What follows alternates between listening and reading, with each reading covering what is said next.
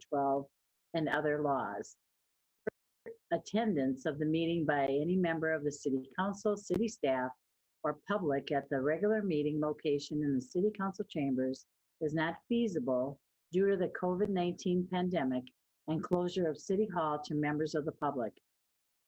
As a result of the foregoing, city council meeting will be conducted solely by telephone or other electronic means as provided in Minnesota statutes 13D.021, and no in-person meeting will be conducted in the city council chambers. It's important to recognize that using a video conference is different than an in-person meeting, but it is necessary. Under the circumstances, we are doing the best we can to maintain transparency and due process. I would appreciate everyone's patience and cooperation as we work through the meeting. Please stand for the Pledge of Allegiance. I pledge allegiance to the flag of the United States of America and to the republic for which it stands, one nation, under God, indivisible, with liberty and justice for all. Thank you. Seeing that the meeting is being held remotely, when I call your name, please indicate your presence. Councilmember Brox. Here. Councilmember Fulch. Here. Councilmember Fox. Here. Councilmember Leifeld. Here. Councilmember Lund is absent, and Councilmember Vaughn. Here. Let the roll reflect we do have a quorum with one absent, Councilmember Lund. Council members, are there any corrections to the minutes for the workshop or the regular meeting of June 7th? None, they are approved. We have comments from the audience. For the public comments, we have options for comments to be mailed prior to the meeting, as well as an interactive feature during the meeting. Mailed comments, they have been forwarded to the City Council and their receipt is acknowledged. Please recognize that items not on the agenda will not be discussed this evening. We ask the attendees to use the raised hand feature and they will be invited to speak one at a time. I also would like to remind everyone that public comments period is not intended for an extended dialogue. Is there anyone who would like to address the council at this time?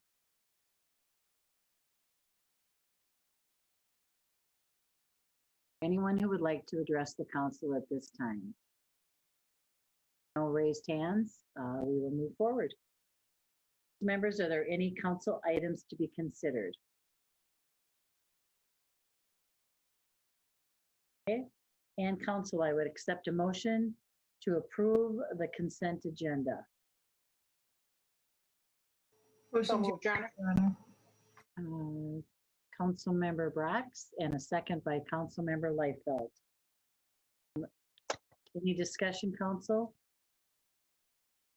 Shaw, please call the roll.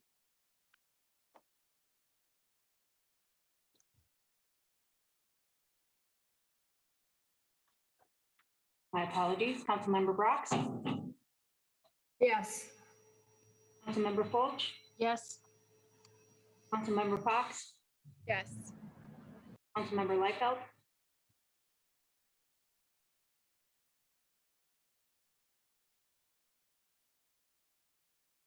Yes, sorry.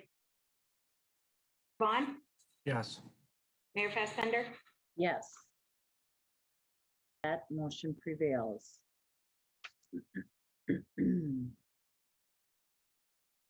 Tonight, under community development, we have a plan for quality one woodworking, and John Hinsman from the community development director is here to explain. Welcome, John. Mayor and City Council members, tonight we have a site plan approval scheduled for an expansion to the Quality One site. And I'll share my screen here and show a little information about this. This is the Quality One Woodwork site, 31st Street, Millard Avenue, within the industrial park. You can see here the existing building is about 100,000 square feet. They're proposing to add another 50,000 square feet in about this location here. This would be to provide some important amenities and expansions to their kitchen cabinets and vanities line. You may recall that as a city council in Hedra, we took action on the transfer of 2 properties necessary to make this project complete. That would be this parcel down here, as well as an access parcel located here. So we have taken action on those, did take a look at the concept plan earlier. We did have the Planning Commission take a look at the site plan itself at the last meeting. They did recommend approval of the site plan on a unanimous vote with limited discussion. So let's take a look at what we're approving here tonight. This is the existing site looking at 31st Street to the north. You can see they have an outdoor trucking area, berm, landscaping here. This is looking southwest from Enterprise Avenue towards the site here. The new building would be constructed in about this location here. Where the building would be, parking area would be improved. You may note that on the existing site, there are some gravel areas in which there are some truck trailer parking. These parking areas would be improved to be all bituminous surface, curb and gutter. Be a new entrance constructed here out to Enterprise Avenue, as well as a new entrance here to the south. A couple infiltration basins to handle stormwater would be constructed in this location towards Millard and 31st, as well as here along the east side of 31st. New parking would be added for employees in this location, and a lot of the parking down here would be dedicated to the parking of semis that they use for their loading and unloading operation itself. So taking a look at the site plan, a couple of things to note. We will be having an action on this item relating to the establishment of a drainage and utility easement on a neighboring property.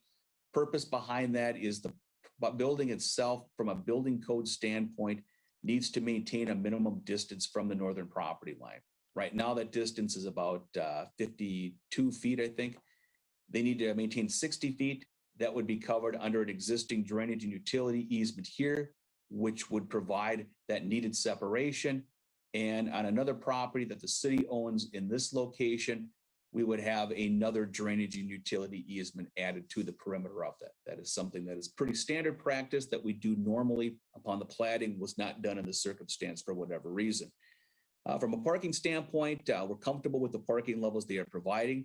They are a little bit short of what we would have for minimum parking, although you can see they have a ton of parking for trucks along the site. We did add a condition to the site plan that if parking should become problematic in the future, that they would look at the conversion of some of this truck parking area, about 11 spaces, into parking for employees if that does become a problem. From an architectural standpoint, the building is similar to the other building that they built. And from an architectural standard standpoint, when we take a look at extensions to buildings, we look at conformity to what's built already. So the same materials, the same coloration is used here. That's acceptable under our standards. Ultimately, when we take a look at a project like this is a very large industrial expansion to our park, provide jobs, and provide much needed industrial output. So this will be a great addition for the city. We recommend approval of it, and I can stand for any questions. We do have representatives from Quality One available as well, if you have any questions for them. Thank you. Thank you, John.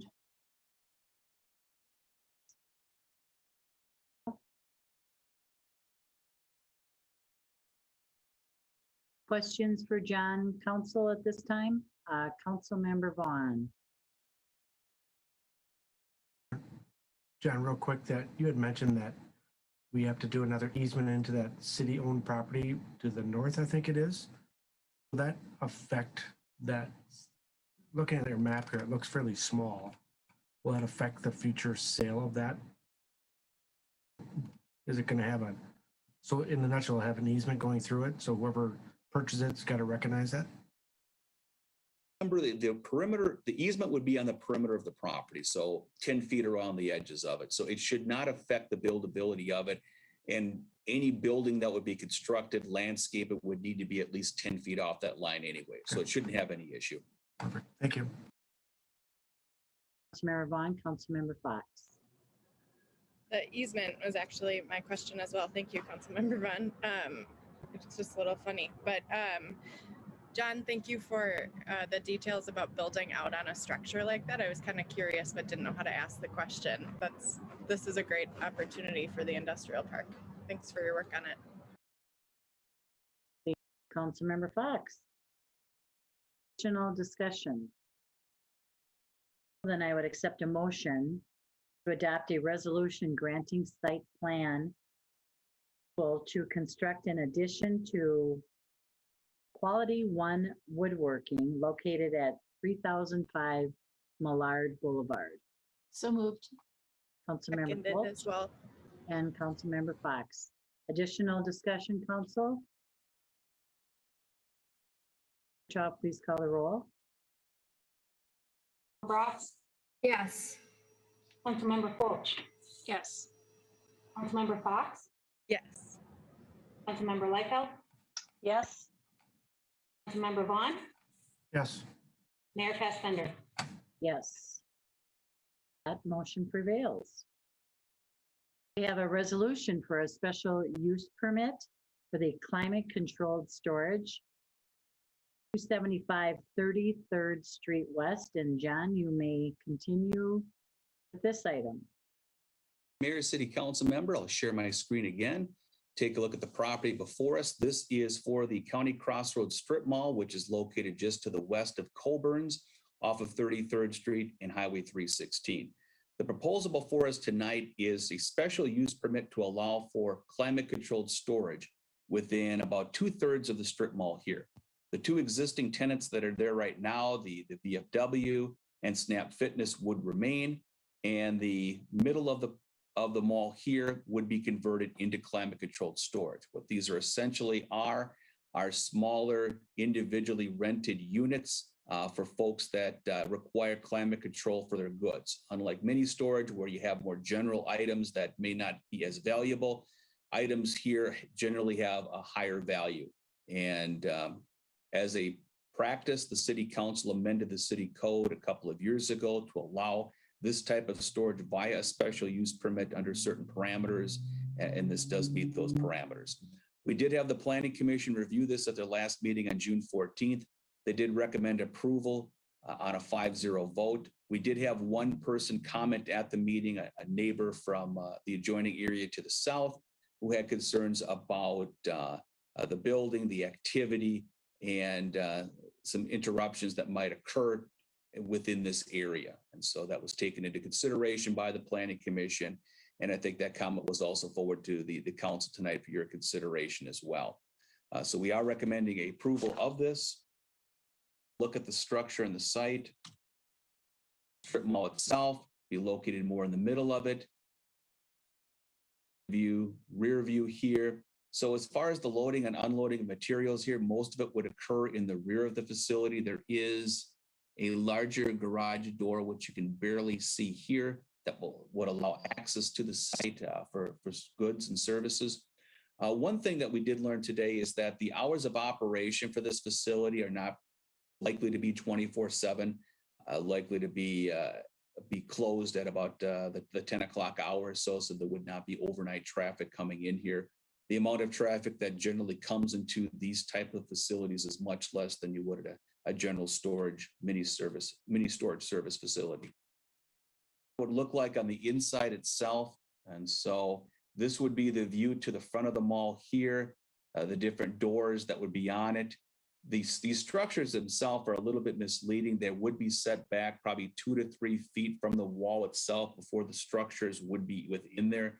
So from a view at the front of the building, you would see a kind of a hallway, passageway between the window and the facility, the rental facilities. They would be painted in a cohesive style so that it would be visually appealing on the inside of it there. So as you walk by, you'd see these type of facilities set back about 2 or 3 feet into the interior of the site. So we are recommending approval of this, subject to the conditions within the staff report. One thing to note, this is a special use permit, so it would require 6 of 7 council members to take action. With 1 member absent tonight, that would require a unanimous vote. Thank you. Sure, thank you, John. Council Member Brooks. Councilmember Liefeld was first, if you want to let her go. Oh, I first. didn't, okay. Councilmember Liefeld. Thank you. Thank you, Councilmember Brock. Okay, two questions in relation to the email that we received, the resident that you were talking about. Just a couple follow-up questions there. So my first question would be the lighting that was mentioned, since this is an indoor facility. I'm not envisioning big, large lights, but I'm imagining some lighting along the back side of the building that might be a little bit different than they currently have. John, any comments to that? That's the first part of my question. Councilmember, I think they have all-pack lighting attached to the structure along the rear of the facility. If they were to add any more lighting, we do have a requirement that on a illumination limitation on that of a half a foot candle. Essentially, it would mean that the lights would need to diminish to a certain extent prior to the property line. And then my second question then in regards to access. I know it sounds like it's not going to be 24 hours, but there was an awful lot of doors on the building and on the back of the building. What is the process that one gets in the building? Can anyone get in the building? Councilmember, from what I understand, each renter of a storage space in there would have their individual key card number, and it would be key card access to get in there during limited periods of time. Just into their own unit, but into the building itself. Into the building itself, and then access to their individual unit, Okay. Correct. Do we anticipate any concerns with the where it's located, that kind of out of the way backside of that building being pretty secluded? Do we have any concern as far as safety or theft or criminal activity would go? Because that is a pretty off the beaten path sort of a location. Sure. Do we have any Councilman- concerns, or is there anything we should be talking about? Sure. Councilmember, the owner of the site would be putting video cameras and lighting in the back of there to make sure that those are well documented recording. I think from his standpoint, he wants to ensure that there is a safe environment for the storage of the facilities, which should help from a crime standpoint. I mean, I would have to think that just to kind of answer the concerns of the neighborhood would be, as an owner of this building, clearly they want to keep criminal activity down to zero in order to rent this facility out, right? It doesn't want to get a bad reputation. So I feel comfortable with those answers. Thanks, Jenna. Councilmember Lightfoot, Councilmember Brock. Thank you, Mayor. My questions were along the same lines of security as Councilmember Liefeld, so I'm good on that. Thanks. Okay, thank you, Councilmember Brox. All right, I would accept a motion for a resolution to the City Council of the City of Hastings granting special use permit approval for operation of climate-controlled storage within the C4 zoning district locating at 275 33rd Street West. So move, Johnner. And I'll second. Councilmember Liefeld. And who seconded? I'm sorry. I'm sorry, Councilmember Oh, Fulch. Councilmember Fulch. Any additional discussion, council? Clerk Murtaugh, please call the roll. Councilmember Brox, Yes. Councilmember Fulch, Yes. Councilmember Fox, Yes. Councilmember Liefeld. Yes. Member Vaughn, Yes. Mayor Passbender. Yes, and that motion prevails. Okay. Tonight, we also have a resolution variance for a garage side yard setback at 809 6th Street West. And John, you may continue. Thank you, Mayor, City Council members. What we're looking at today is a variance at 809 6th Street West, which is the property located here. This is a little bit of an older property because it shows the location of the garage. The garage itself was damaged and removed last year. What the applicant proposes to do is to reconstruct the garage at its same size in the same location. Because the original structure did not meet the 5-foot setback requirement, this does require a variance to be considered. We did have the Planning Commission review this at their last meeting. They did recommend approval on a 5-0 vote. We did receive a couple of comments in support of the project from neighboring property owners that I'll put into the record here. The rationale for granting the variance really deals with go to the next page here, deals with the impact and the unusual circumstance that we have here with the garage being located here, position here. This is what would be proposed to be reconstructed, which would be a similar size in this. So we're looking at this as an unusual circumstance because we're reconstructing the former garage. If it had not been damaged, it would still be there. We don't believe that's going to set any unreasonable precedents. We believe that it's putting the ordinance into use in a reasonable manner. So within the resolution itself, we did cite several criteria according to our city code as to rationale for granting the variance, and we bring that recommendation forward for your review tonight. And I can stand for any questions. Thank you.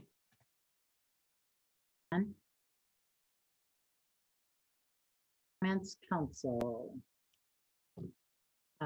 Dan Waticha. For clarification, John, I believe that as a variance, this needs 6 votes also. That is correct. This would be 6 of 7 as well. All 6. All 6, yep. For Fox. I believe this is very straightforward and an easy decision for me and my neighbors. And I want to thank Mr. Carlson and Mr. Milburn for also thinking this is straightforward and a good decision for that household. So thank you for your comments, gentlemen. And I would move to pass this resolution, Your Honor. I'll second that, Your Honor. And thank you, Councilmember Liefeld. Additional council discussion? Okay. Clerk Murtaugh, please call the roll. Member Brox, Yes. Councilmember Fulch, Yes. Councilmember Fox, Yes. Councilmember Liefeld, Yes. Councilmember Vaughn, Yes. Mayor Fassbender. Yes. And that motion prevails as well. Thank you, John. Administration tonight, we have the emergency declaration and the emergency paid sick leave. Dan Waticha. What's this update?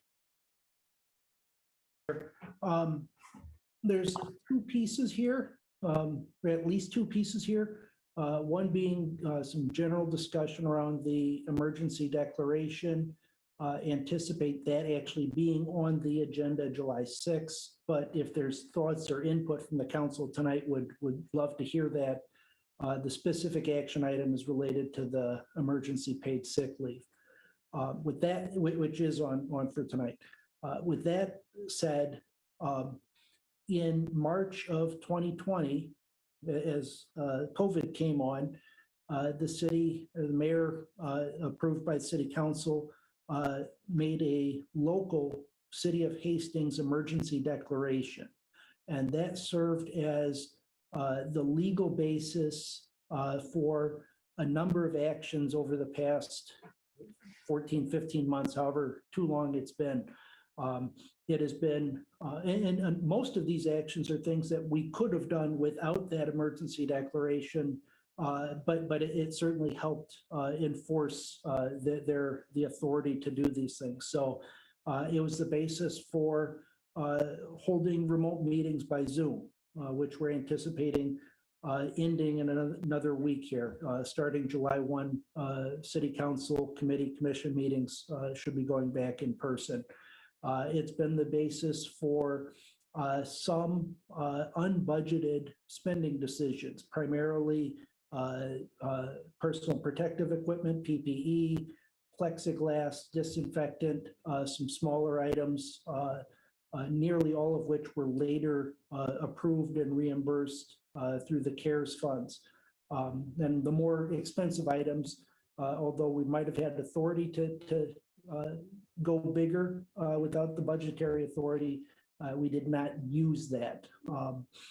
It was the basis for council having several emergency ordinances. So instead of having a public hearing and a first reading and a second reading, there were a couple of actions that council did by ordinance in a single meeting.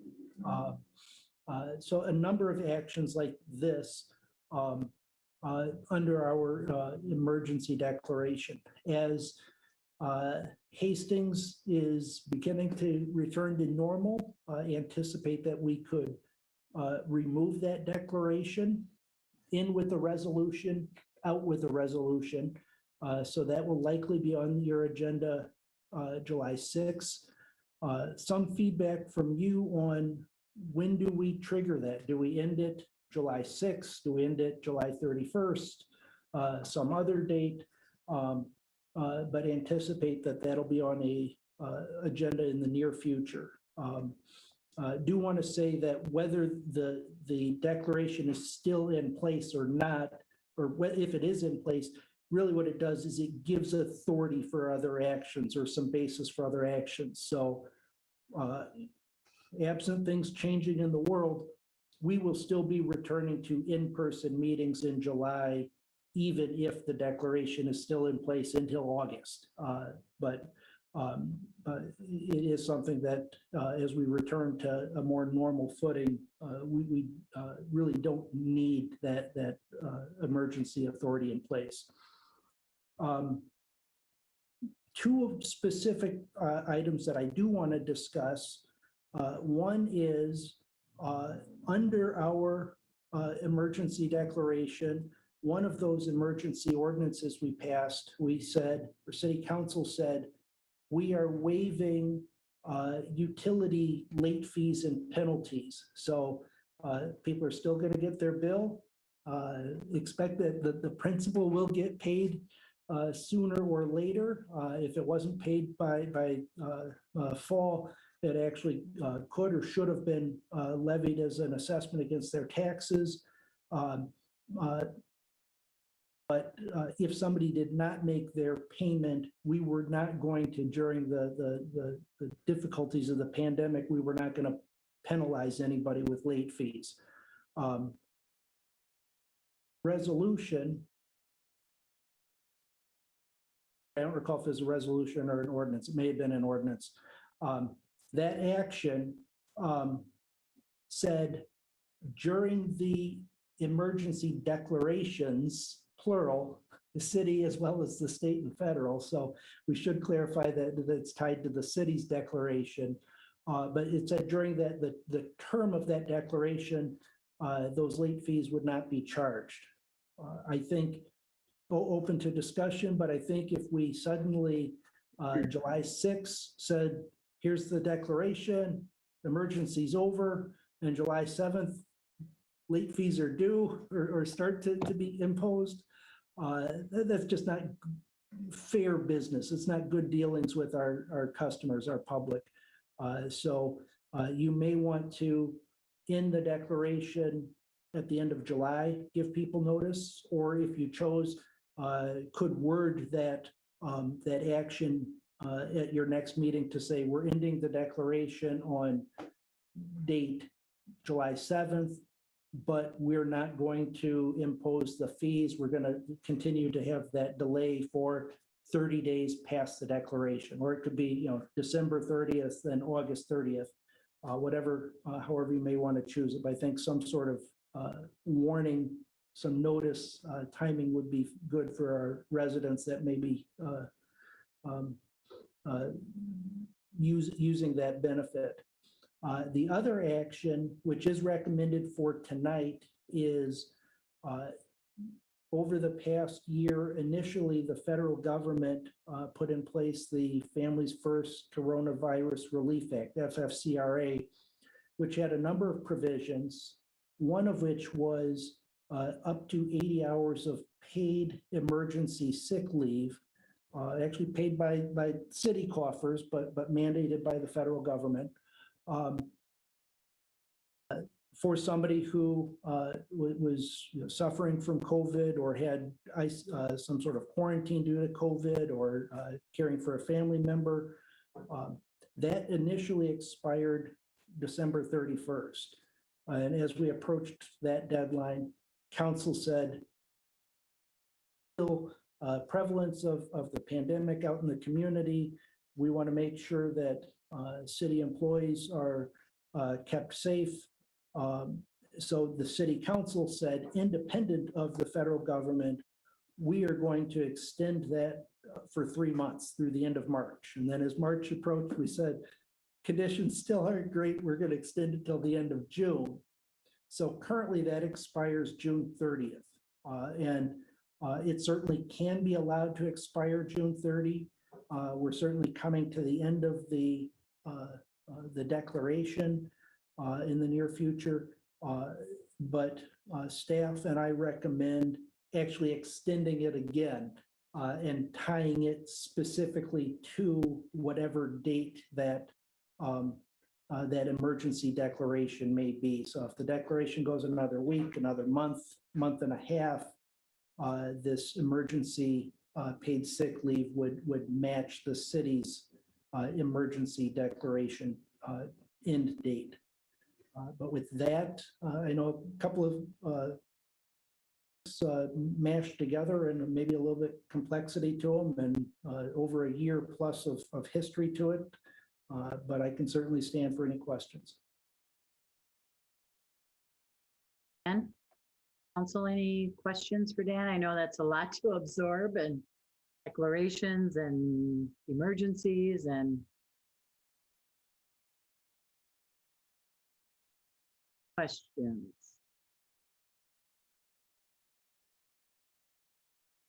On extending it any further?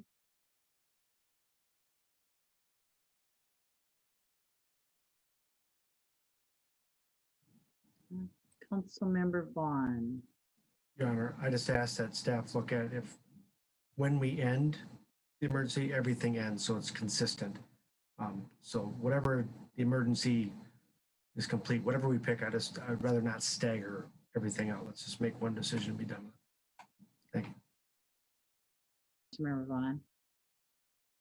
Dan stated, it would be nice to let the residents know when they'll have to start paying on their utilities if they've been passed.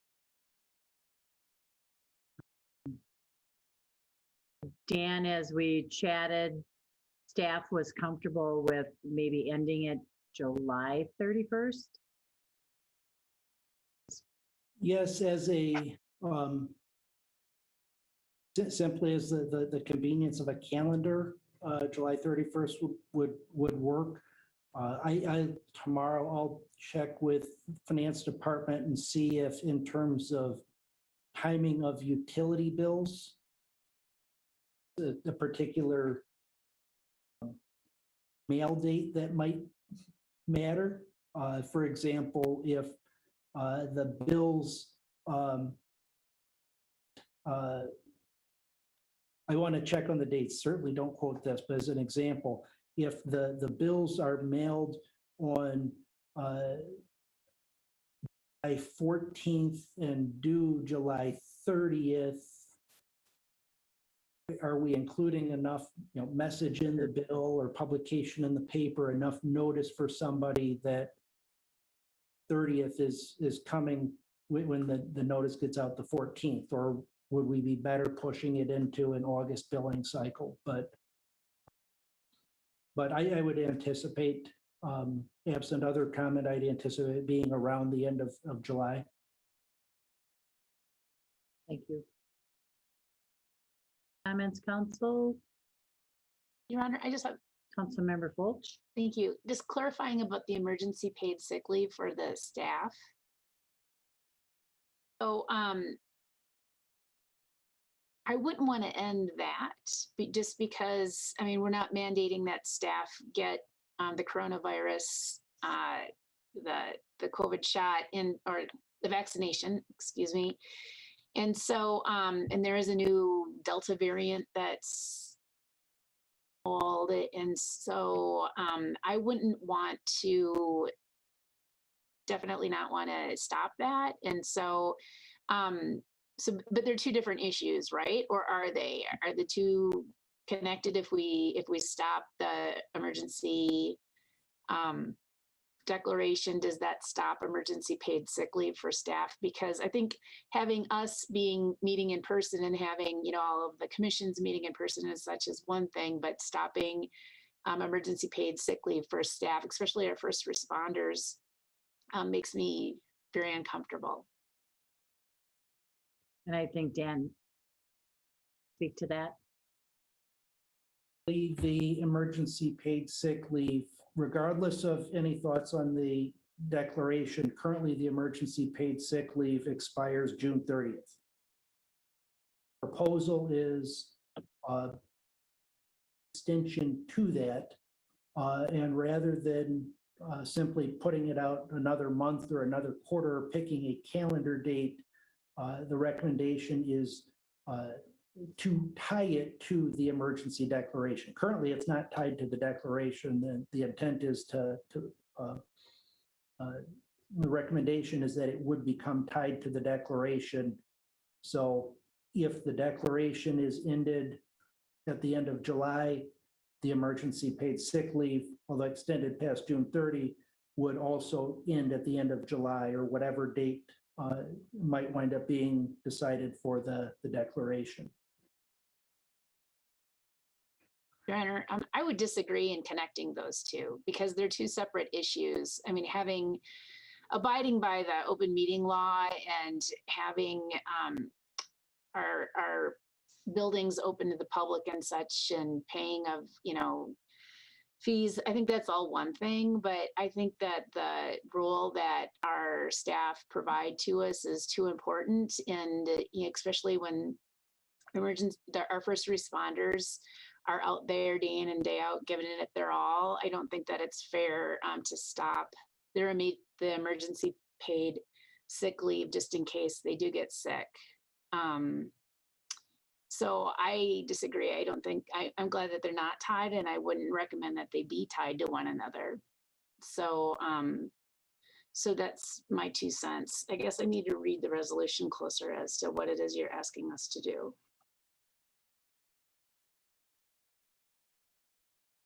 It's not a resolution. We got into it with a motion, so it's just a motion regarding continuing it. So there's not a resolution. It'd just be the text in the memo. I'm sorry, I don't have it in front of me. Was there a resolution on that one? Too many papers to keep straight today. The resolution was coming next.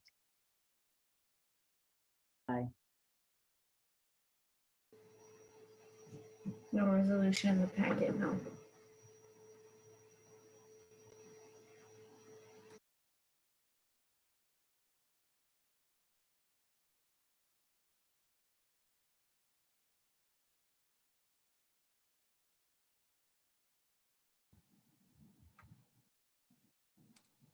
Your Honor.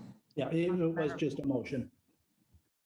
Councilmember That's Vaughn. what I was just going to point out. That's what staff wrote in the middle. There's 2 action requests at the top, but there is no Right.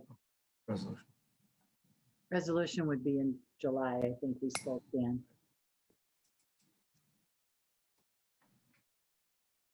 Any other Yes, discussion? but the resolution in July would be a resolution about the date of the end of the emergency declaration. It's not a resolution specifically about emergency paid sick leave. Okay.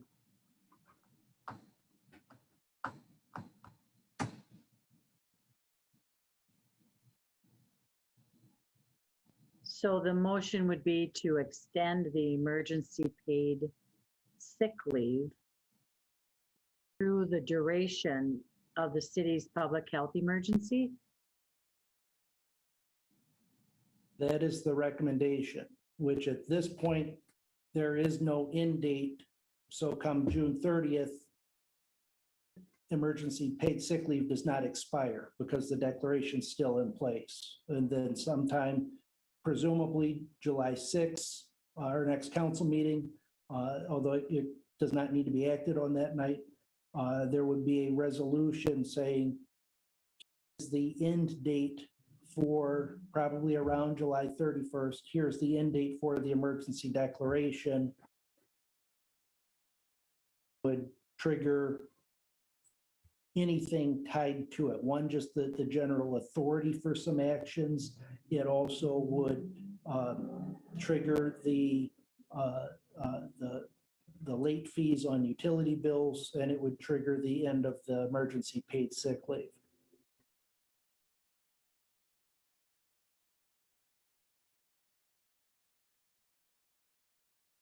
Other action, which I think is along the lines of what Councilmember Fulch is proposing, is instead of a motion tonight tying the emergency paid sick leave to the declaration, would simply be a motion extending the emergency paid sick leave to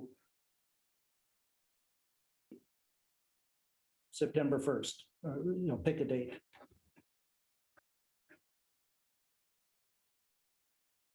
So Councilmember Fulch, do you want to make a motion to that?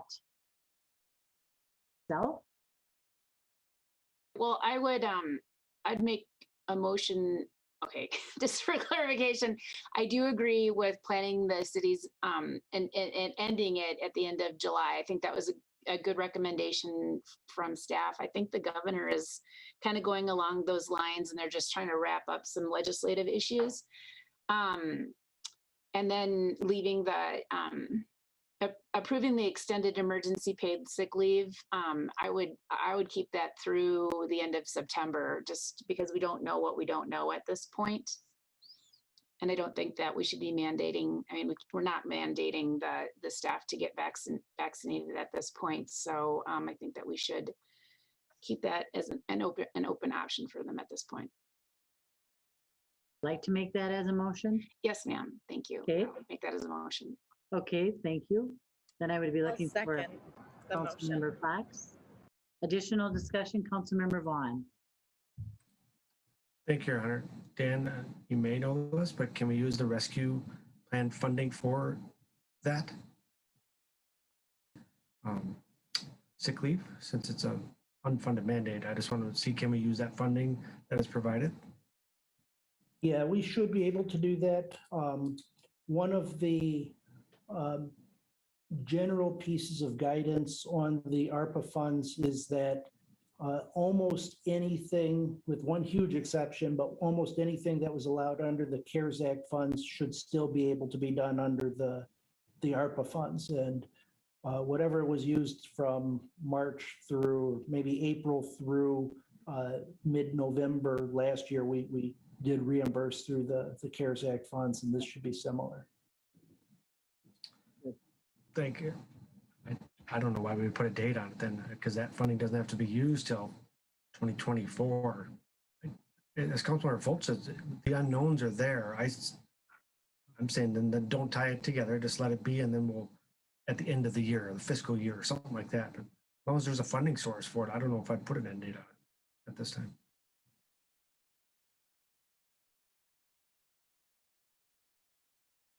Councilmember Vaughn. There motion on the floor by Councilmember Fulch.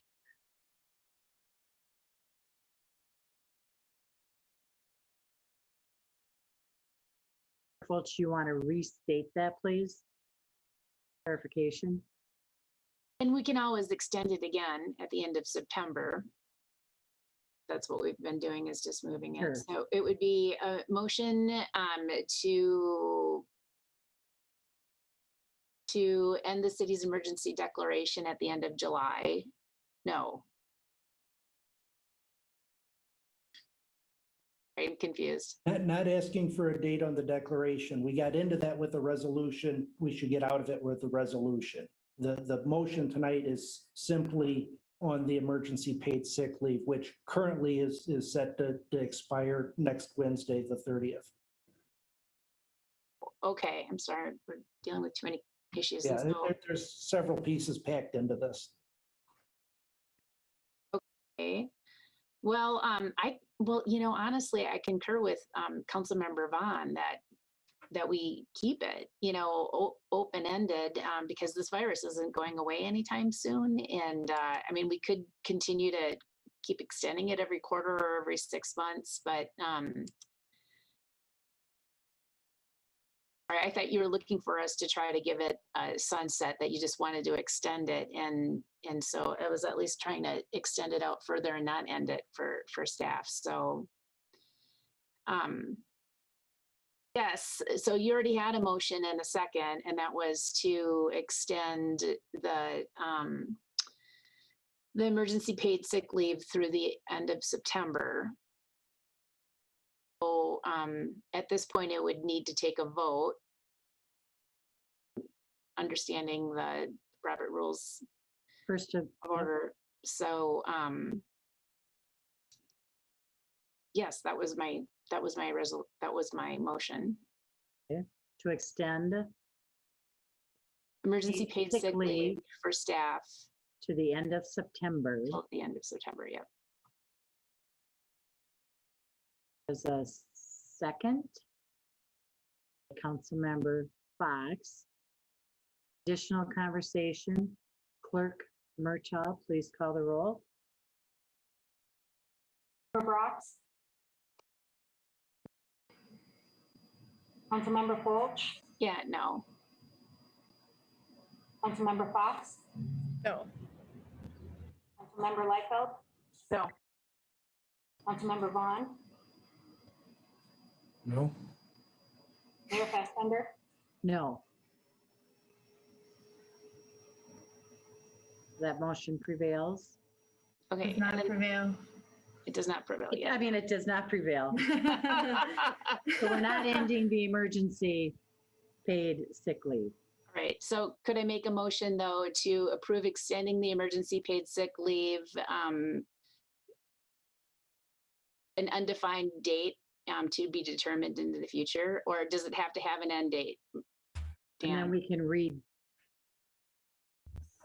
I would really recommend a date, and I want to defer to council's policy decision, but I would have a lot of trouble recommending beyond September. Although the pandemic is out there, the comment about the emergency declaration is foundation and basis for a number of decisions that the council has made. If anticipating ending, going back to normal, the building's open, we're returning to in-person meetings, we're ending the emergency declaration. How do you justify needing to have this emergency sick leave for months beyond other actions? So I would really be reluctant to something open-ended. I think you'd be better picking a date. I recognize that you did not like the September 30th date, but I would recommend that you pick a specific date rather than open-ended. And as Councilmember Fulch pointed out, if we hit that date or close to that date and want to extend it, We you can. can base it off of the circumstances at that time. It can be extended. We've done it twice already. That makes sense. Councilmember Fulch? well, there still is a virus out there. We have over 600,000 Americans dead.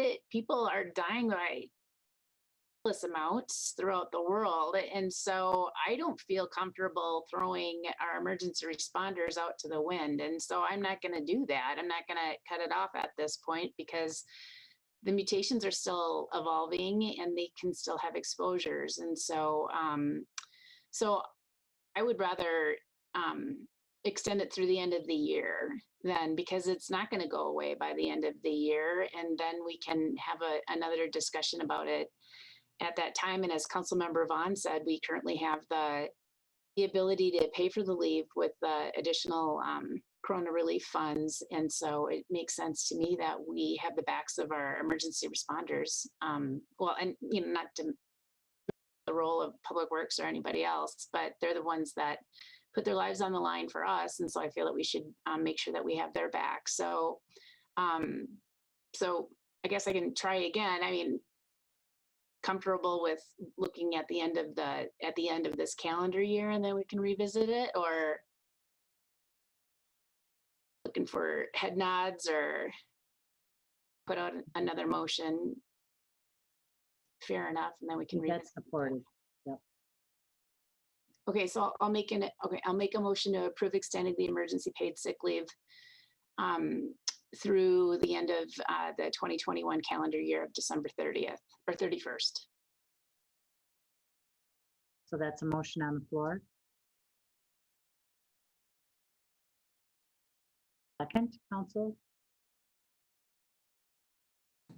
And Councilmember Vaughn seconds. Additional discussion, Council. Clerk Murtaugh, please call the roll. Member Brox, Yes. Councilmember Fulch, Yes. Councilmember Fox, Yes. Councilmember Liefeld, Vaughn, Yes. Mayor Fassbender. Yes. Motion does. Council members, do you have any announcements? I have a few. Boy, summer has definitely begun today because starting Tuesday, June 22nd, there is a in the park and the Haitian dancers, supported by Smead Manufacturing and Metropolitan Regional Arts Council.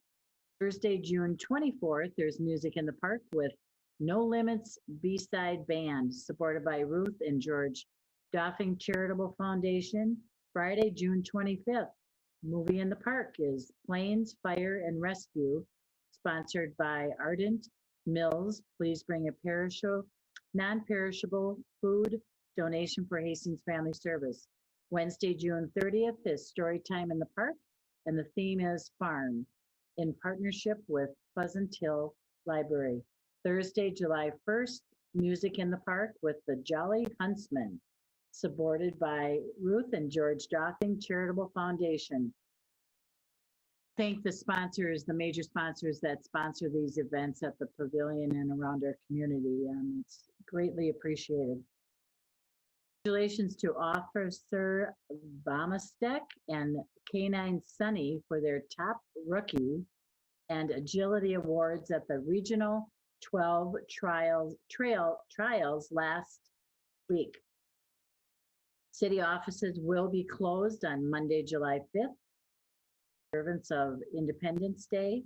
Our following meetings are Planning Commission on June 28th at 7 p.m.